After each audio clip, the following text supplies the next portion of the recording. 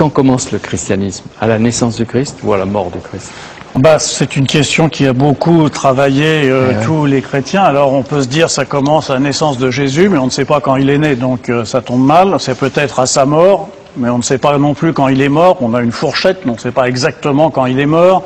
On peut se dire que c'est au moment où Paul va vers... Et lorsque nous prenons par exemple le christianisme, vous allez voir qu'en réalité, c'est une religion qui est venue après Jésus-Christ, l'avènement de Jésus-Christ.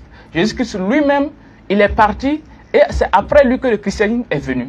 Parce que lorsque nous prenons même le terme christianisme en tant que religion, Jésus-Christ il n'a jamais connu ce terme. Christianisme en tant que religion, Jésus-Christ il n'a jamais connu ce terme. C'est un terme qui est venu une trentaine d'années après le départ de Jésus-Christ, via par exemple Ignace d'Antioche.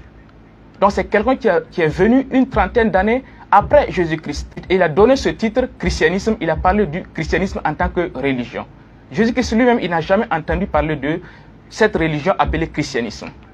De même, le terme chrétien en tant que disciple de Jésus-Christ n'a jamais été connu des chrétiens, n'a jamais été connu de Jésus-Christ, du vivant de Jésus-Christ. C'est après l'avènement de Jésus-Christ que ce titre a été donné aux apôtres de Jésus-Christ. Exactement. Voilà, dans Acte 11, le verset 26. Acte 11, verset 26. Et l'ayant trouvé, il l'amena à Antioche. Pendant toute une année, il se réunit aux assemblées de l'église et il enseignait beaucoup de personnes. Ce fut à Antioche que,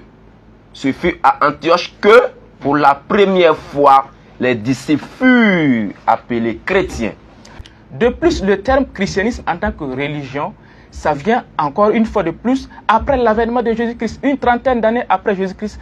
C'est pour vous dire que le christianisme, en réalité, c'est quelque chose qui vient après l'avènement du prophète Jésus-Christ, alayhi salam. Jésus-Christ lui-même, il n'a pas connu le christianisme. Pour Jésus... Il ne serait pas chrétien, quoi. Il ne l'a jamais été.